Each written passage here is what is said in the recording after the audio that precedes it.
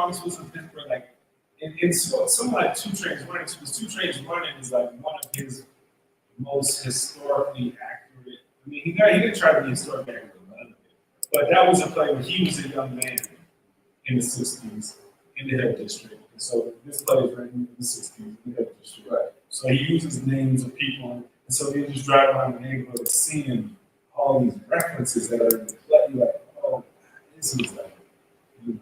And then it's just, because I was just just walk down the street. Like the first Friday, took the whole cast and said, we're just going to cancel the rest. We're just going to go to the Hill District, just walk around the neighborhood, talk to folks, really interested in what we're doing. And man, you see how, like, everybody we talked to was like, oh, this was a character. Right. And they were like, that was like, whoa! It was like, oh, this is so great. You can see it. Or you ask them a question, they never answer you. They tell you a story. Right. You know what I'm saying? They're going forever. You're like, what's the answer? You know? Right, but so it's really special kind of doing it in Pittsburgh. 2 Trains in Pittsburgh, and kind of tapping into the community. Well, I love Holloway. I love Toledo. These are the philosophers. These are the deep thinkers. You know what I'm saying? That it's kind of also Toledo, especially, one of my favorite characters in the whole cycle. Just because his commitment to his relationship to history is wanting to just preserve and pass along history and remind folks of the importance of connected to a legacy. Like Toledo's always reminding everybody this goes back, it touches back, it reaches back. Even the champion, the teacher, you know what I'm saying? It's like it speaks to me a lot. Always has a similar energy as well. They just like to tell stories. I like to tell stories. So I was kind of so many. So I've seen a few interpretations of how the authors present. I'm sure those I've seen it very dramatic, like almost like hyperbolic in stage presence, like what I'm saying, like very big voices, massive, like huge expressions. And then I've seen it done like more subdued, natural, like the way you and I would be having a conversation, as opposed to trying to. What style did you like gravitate towards a specific style of doing this work? Yeah, I guess. Well, part of it comes to like where you're doing it. Like, so if we're doing this is a little bit of a smaller, contained house. That's one style. Yeah. If you're doing it in a big house, so like in Pittsburgh, it was like 660 seat house. So it's this big, huge house that we got to fill, but it's an intimate play. Yeah. So how you kind of can strike that balance, of that is tricky. And I think, for me though, honestly, I try and find the character through the actors that I'm working with. You know what I'm saying? So if I'm directing you in Sheely, I really need to know to Damani as well, because Sheely doesn't exist by himself. Right. And this is honestly, this is where me and August probably diverge, because how August wrote his plays, he would be like, I asked Loomis what he should say. Loomis would talk to him. So there was like these people that were like fixed. Right. People. They existed in his imagination. They created, and he spoke to him, and he felt like he was following them. He wasn't creating them. He was following them. He's channeling them. And he needs to, as a playwright, that's what he had to do. But directing is different. I resist the idea that there's a Loomis that we have to bend. You know what I'm saying? That we have to bend. And I feel like that's kind of some intentional in the legacy of what you do, because a number of Wilsonians do kind of feel like that. This is, Memphis is this. Right. Sterling is this. And you got to have these kind of things about it, But the artistry of directing and acting, again is there's that symbiotic relationship between the actor and the character. Right. And the artistry is the weaving. Yeah, because, okay, so that's interesting you brought that up because I know, like, so I played a role, I've read one, and I've seen it. Yeah. Right? And what I noticed, and there's no disrespect to the play that I saw or whatever, but when I played the role and when I read it, I experienced it very different than the production that I saw. And what I noticed is something that there's these little sort of tricks in his writing, where within the dialogue, it almost seems, there's not very, there's very little in any stage direction, right? But within the dialogue, he's like painting this picture of movement around the room, who's talking to who, these actions that are occurring, and the more, especially Jitney, the one that it wasn't until I was reading that play for like a month and a half where I understood how I was supposed to move and how I was supposed to interact with people. And all of a sudden, I'm not saying that Sheely spoke to me, but I began to see myself interpreting all this. Oh shoot, he says this, and the next person says this, and then later on in the play, Sheely reacts in a certain way to a similar conversation. So he might have to, you know, he doesn't tell you if Sheely leans in. Yeah. But if you follow the words, follow the language, you know, because he's such he's a language playwright. It's a puzzle, and the whole thing is a puzzle. And so a lot of it is like giving yourself to the language. Yes. Trusting the language. And it is so minute. There's so much minutia that, you know, the character will kind of speak through you if you take on that language.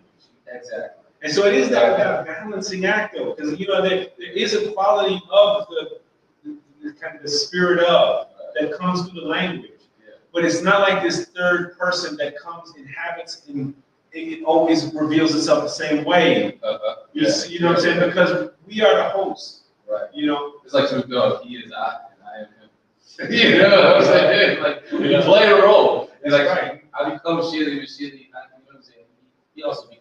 And you know, as an actor, you gotta feel comfortable bringing of yourself to the role.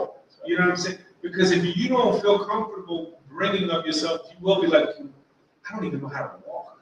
Right. And you know what I'm saying? How does it hurt? And you gotta no, just walk. You know how to walk. You know what I'm saying? I still tell you when we were first doing Sydney, I probably didn't move. I just stood.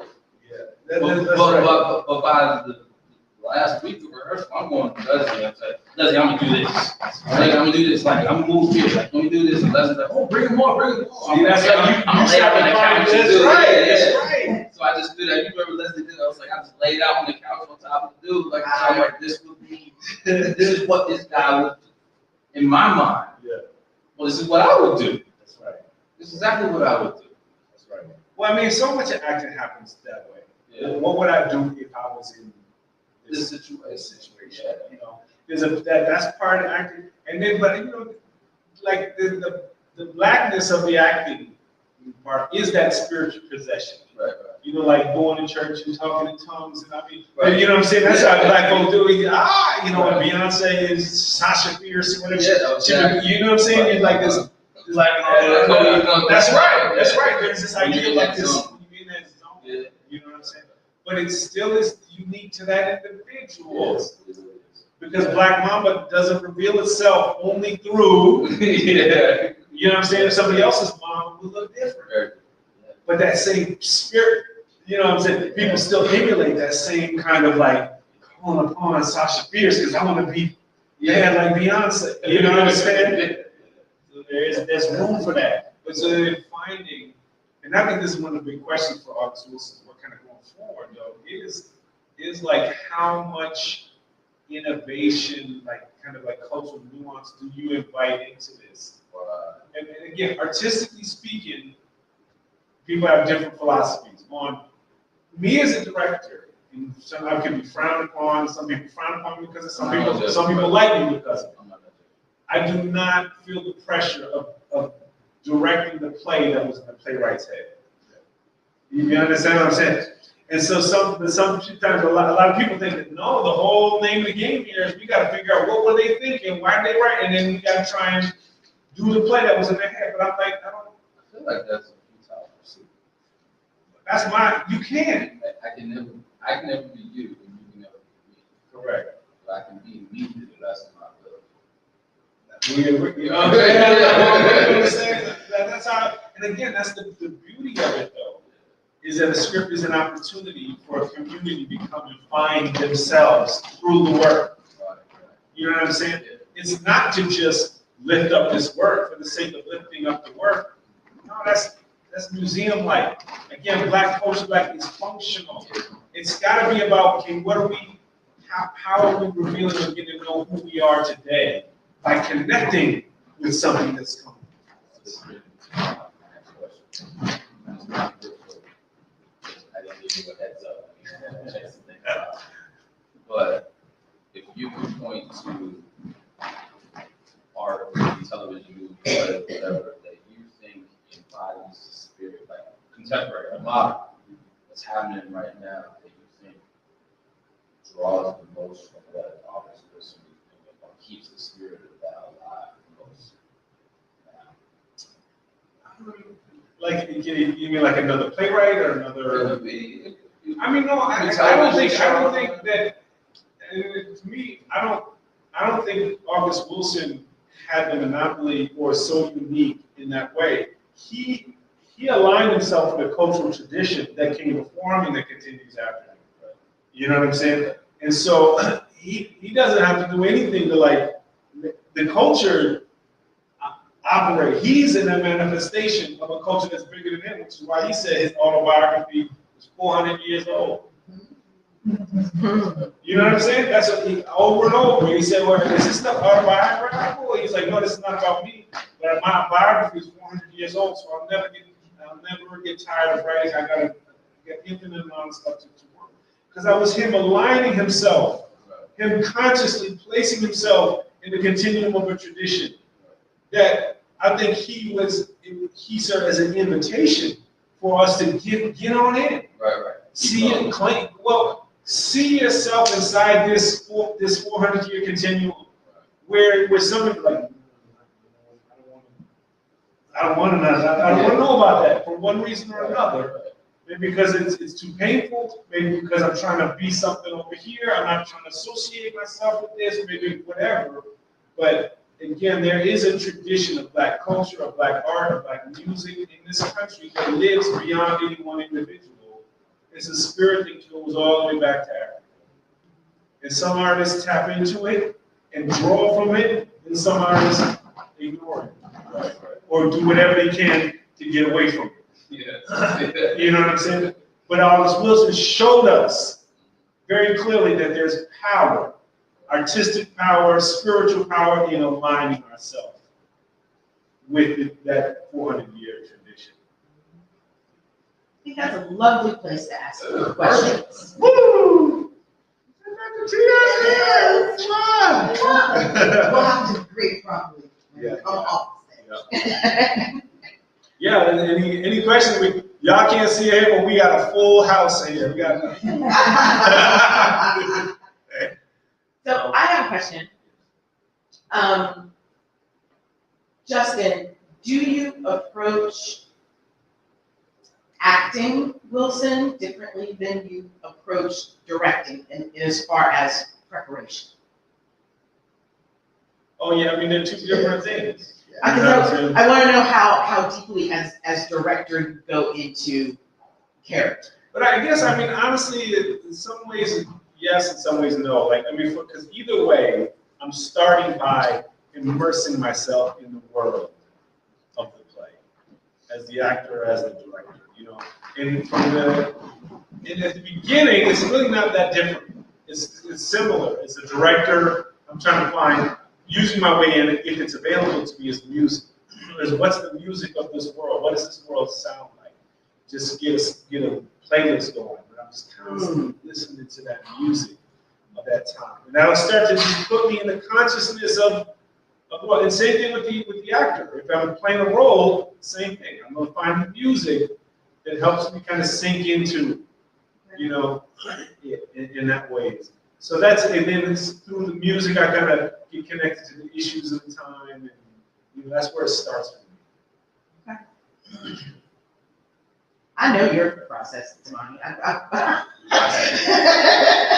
went through it too.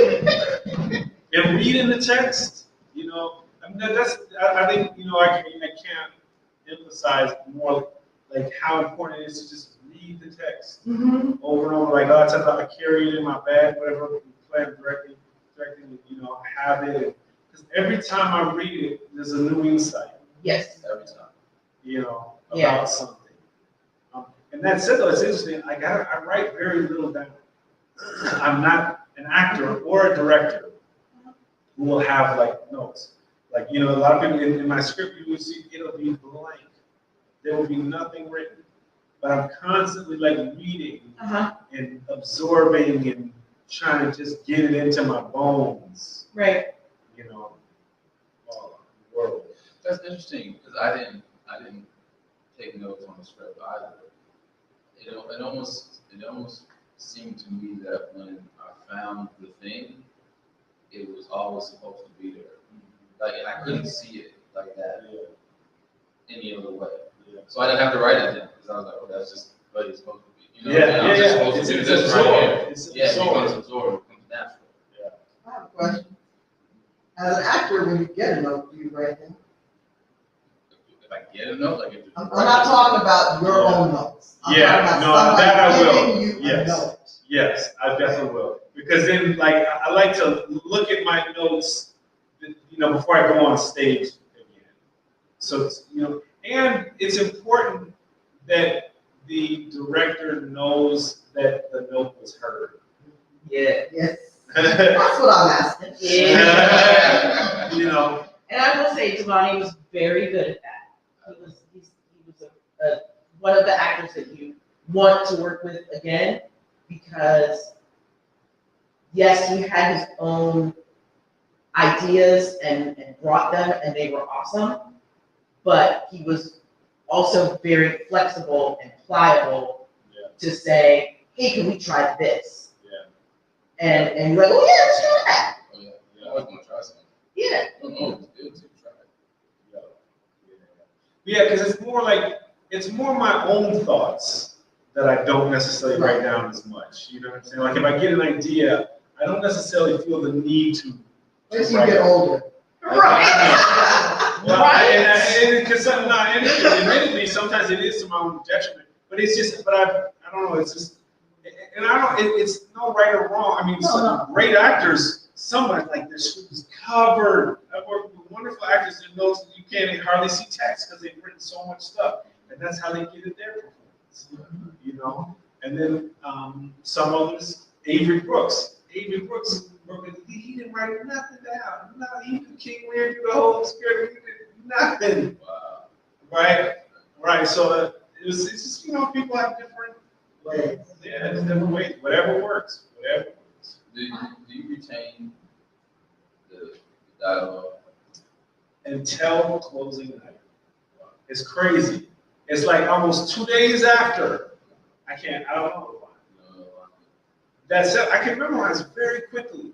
I can memorize real quick, and I can hold on to it. But it's like almost my brain goes, thank goodness. And I could, if I needed to, like, I would have to put another date. But I'm not one who's just like, oh, I could just say, you know, spit off these lines that are just trapped in me. That was a sad moment for me when I lost Lines of Shield. Yeah. But I wanted to remember. My wife did something really cool. She took the copy of the script to Leslie, she cut it out, she framed it, and so I have it. Like I want to go back to it. I could read like his monologue from the play. But I remember thinking after closing night that I don't want to lose this. And but it goes.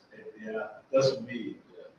Some people again, they can drop right in, and I admire that. You know, and I feel that sadness because it's kind of like I want the relationship to be able to just drop those jewels. You know? And also because I don't know, I don't act a lot, but I was like when I play shit like in in my mind, I was shit. Like so I was like losing the person that I absorbed. You know what I mean? And so that was a sad moment. But maybe I'll be invited back to do something. You are always invited back. Always, always. I have a couple of things. Yes, please. My name is Suzanne, I said, and I'm taking notes, okay. and I can tell you later why I'm taking notes. But anyway, you just said something that I hope you still remember.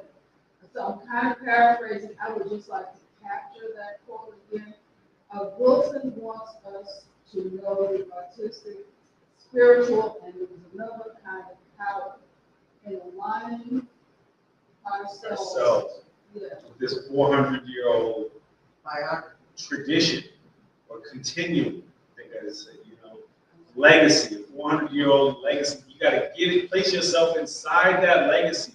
See yourself inside that legacy, because there's artistic and spiritual and even social capital to be gained by getting inside that legacy.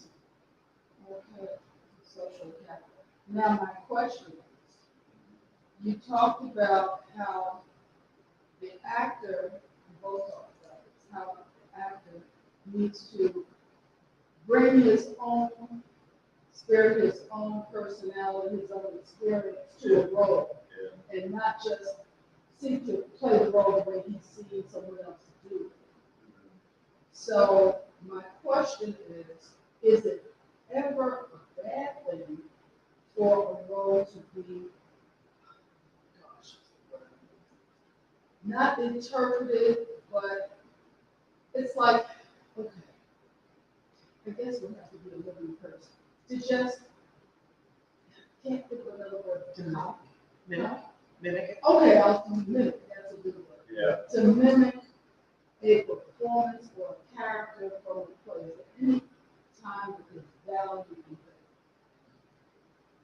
it. Yeah, I think it's a little bit of a false notion, or actors don't like to admit. There is mimicry in almost all of them. And the mimicry might be, oh, I know this is my uncle. Oh, my uncle, he used to walk, oh yeah, he used to walk like this. Let me see if I can get that walk. You know what I'm saying? So there's a powerful tool in acting is references. You see what I'm saying? And sometimes the reference might actually be the other performance that was just so wonderful. Now again, it's a little bit of a pitfall if you try and do that whole performance. But you might say, oh, I love how, there's something about how Denzel smiled or something. You know what I'm saying? I mean, if you look at his kind of that fabulous, two different versions of you can see online of the fences scene between James Earl Jones and a young Courtney Vance. Right? The father-son scene, you can see it between Denzel Washington and I can't remember the other young brother who did it on Broadway. And you see the same scene, both powerful scenes, powerful and both kind of iconic type of performances, and something to be gained out of each. Whoever's playing Troy could probably get some insight from watching both of those. But again, you're not going to be able to do Denzel, you're not going to be able to do James Earl Jones, but there's going to be something that you might gain. All good musicians will tell you this too, is you take from, the bebop cats, is, Thelonious Monk and John Coltrane, they were watching and taking ideas from each other. So there's nothing wrong in my head with taking and, I don't know if you want to call it, like I said, we don't even know the word. Is it mimicking? It's not really mimicking, is it copy? Is it emulating? Is it, but I think that there's definitely value to doing that. But not so when you put the pressure on actually recreating the whole thing. Yeah, and that's what I was really trying to get at. You take the character and performance and you try to duplicate it. You can't. You set yourself up for failure. And it's the second somebody in the audience senses what you're trying to do. Now, wait, you trying to do that, Denzel? You ain't doing it like that, Denzel did it. You know what I'm saying? You got to own it and claim it through who you are, so that the audience sees it in a new way. Because I feel like that's sort of the definition of real. Of coming from out of you, there's so much in it. This plays to like this idea of like I don't need nobody to bleed for me. I bleed for myself. That's Loomis and Joe Turner's come and gone. So it's got an illusion of spirituality coming out. It doesn't come outside. It comes from me. I don't need nobody to do this for me. I don't need nobody to bleed for me. I'll bleed for myself. The blood comes of me. You gotta find your own song. Yes, you gotta find your own song. And I think again, one of the challenges though with the legacy of August Wilson's work produced, this is my feeling. Throughout, when August Wilson's work was kind of at its height through the 90s, a lot of what was happening is they were bringing the same production to the Goodman's doing that. Oh, well, let's bring that cast to Portland. Let's bring that cast down to LA. Let's get, and so you have these handful of actors, incredible actors, who would get called to do these roles all over. So then people kind of felt like, oh, well, this is Wolf. Got to sound like Anthony Chisholm's Wolf voice. He talked like this, and he did, And so then people kind of emulated, and it almost was hard to let go of those Wilsonian actors because they were so identified with certain roles. And I think that, again, now as kind of new generation embraces the work, they have to do it through who they are, find their voice in it without trying to emulate the Wilsonian actors that helped lift this work up and establish this work in the first place. Listen now. Do you think new actors would interpret the plays differently because it's the 2020s as opposed to the 1990s? Or do you think they would try to capture the time? Or I don't know. Yeah. I mean, that's a great, again, that's kind of the artistic dilemma of whenever you're dealing with classic work. You know what I'm saying? I mean, actors who are wrestling with Long Day's Journey of Night or Death of a Salesman, they come at it different now. I mean, for colored girls, consider Suicide Rainbows right now. The young women who are coming, they come at it from a different space, even though that was just in the 70s. But they're very different, they have different sensibilities. Oftentimes, we land in the same, very close, but we might take different journeys to get there, use different references to get there, and some of it might look very different. And we have to be okay with that, Because the thing is, the new audience, they don't know them. They don't know that, Dr. Tommy Brother from Waits was in the New York version. They just know that, oh yeah, my big sister's in the play, Colored Girls. And they fall in love with it through that. That's how it's supposed to go, not that theater in mind is not a museum where we're trying to, we got a performance, now we got to keep doing that like that for the next 100 years. That's not interesting, that's film. I completely agree because when I was doing it, Leslie and watch scenes of it that I could find that had been done prior to it. I remember thinking, this is cool. I don't want to do anything like that. I thought that in my mind. I don't want to do that. And a big reason why is because I thought the style, the acting style was a bit dated. And I don't mean that by any disrespect to it, but I just felt like I wanted to speak to people that were where I was at. So I wanted to be a little bit more fluid with how I delivered the lines, and that's, just how the lines were, and that's what a lot of the representations I saw were much more rigid in the deliveries. And that's what I think, though, part of the thing about a classic work, and I'll talk about this more tomorrow when we talk about Shakespeare and the Black aesthetic. But part of the thing about a classic work is that it can withstand all of those interpretations. You know what I'm saying? And still keep going and still be a great play.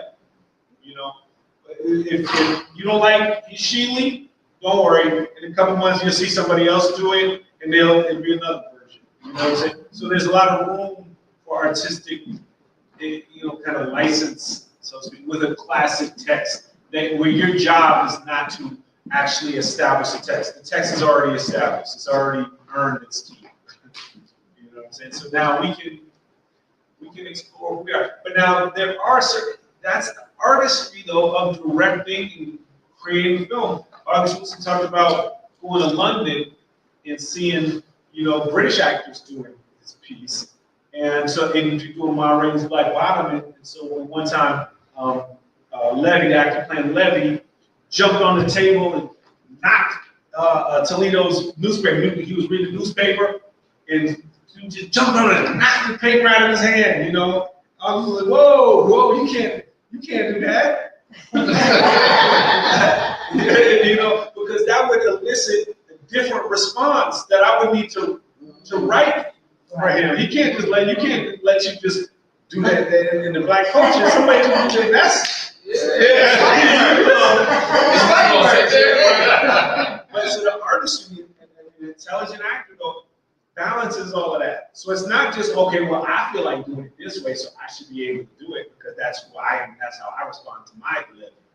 You gotta work with it. You gotta work within the boundaries of what the playwright has established. So there's that delicate balancing act of like, how much license can we take and what pays off? And then the audience got different feelings about it. Some will immediately feel like, no, that's not how you do that, and they won't like it.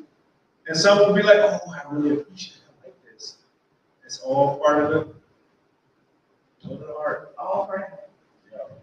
Thank you so much for having this conversation with us. Appreciation.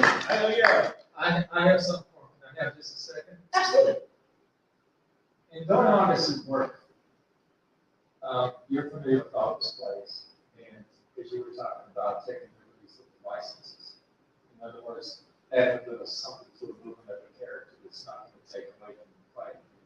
How far, for you as a director, how far will you go? And so it kind of goes to that point. Okay, let's talk about one play. Which one? Joe Turner. How far would you go with those? Well, I don't think it's just that character.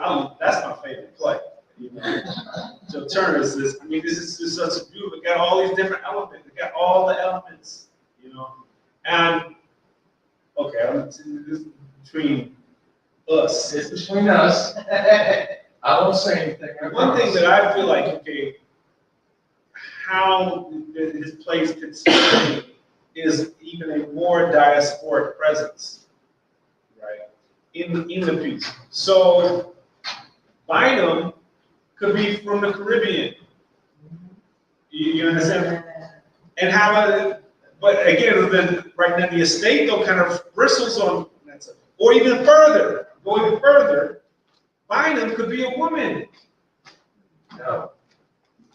See, that's what you say. No, that's what I know. That's what I say. But I say, as a director, I can absolutely. direct a co-production Absolutely. of Sister Bynum. I can understand that. Doing that. But again, now, is the audience ready is the estate ready to do it? All of that is. The state isn't ready, but I would love to see that. I would actually love to see that.